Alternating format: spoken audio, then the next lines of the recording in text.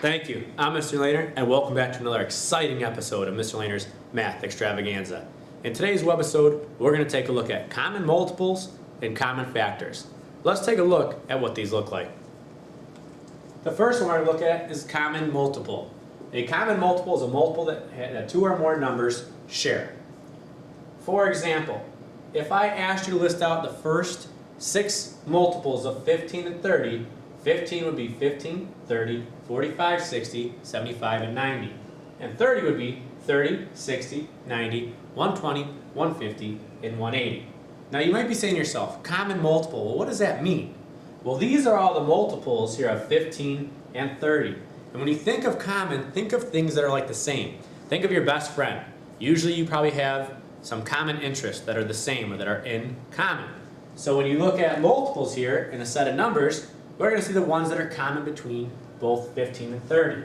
So on your paper, you would probably circle these out. On here, I've shaded them in blue. So 30 is common between 15 and 30, 60 is common between the two, and 90. So 30, 60, and 90 are common multiples between 15 and 30. Sometimes you might hear about the LCM, which is the least common multiple. It's the lowest multiple that two or more numbers share. So when looking at my list, we just established that 30, 60, and 90 are all common multiples. I want to figure out what's the least or the lowest common one that they have. The least common multiple between 15 and 30 would be 30. Let's take a look at common factors now.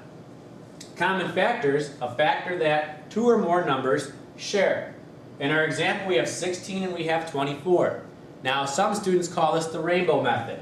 When finding factors of 16, I might start with the lowest. 1 times 16 is 16, 2 times 8 is 16, and then 4 times 4 would be 16.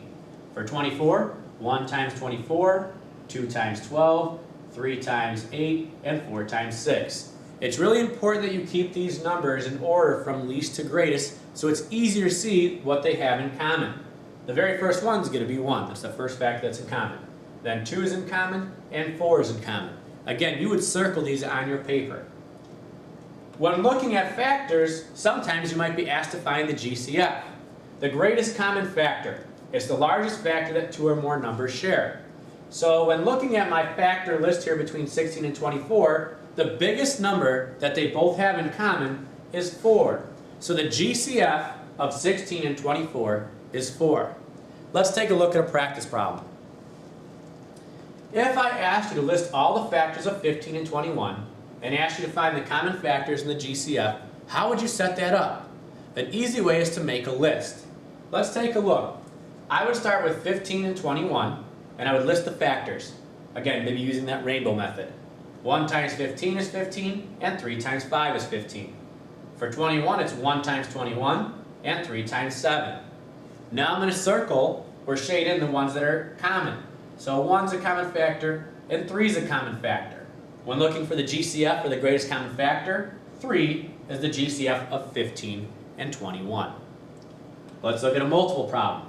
If I ask you to list the first 8 multiples of 5 and 20 and then find the common multiples and the LCM, again, you can use a list similar to what we did in this problem right here. I would list out 5 and 20. I would list out each of the multiples for 8 going forward. I would then circle the ones I see that are in common. 20 is in common, 40 is in common. The LCM, or the least common multiple between 20 and 5, would be 20. It's the smallest number there that they have in common. Alright, now comes the best part of the video, or my favorite part of the video. It's where you get out your paper, you get out your pencil, and you take a look at a problem here. I want you to work these 2 problems up on the board. One works with common factors, and one works with common multiples. Go ahead and pause that video, attempt these problems, and we'll see what you come up with.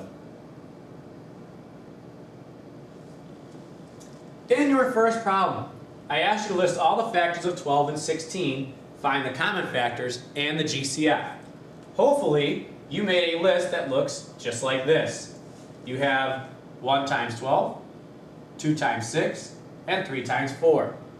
For 16 here, you have 1 times 16, 2 times 8, and 4 times 4.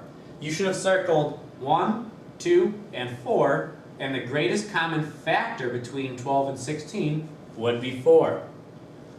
take a look at our second problem on this side. I asked you to list the first 8 multiples of 6 and 8 to find the common multiples and the LCM. For 6 and 8, I would have made a list. I would have listed out my multiples for 6 and for 8. I would circle the ones that were in common, which would be 24 and 48. And the least common multiple between 6 and 8 is going to be 24. Hopefully you have the same list that I have up here. If not, double check your multiples, double check your factors to see if maybe you missed one while you were working it out. Thank you for tuning in to another wonderful episode of Mr. Laner's Math Extravaganza. And as always, we'll see you next time.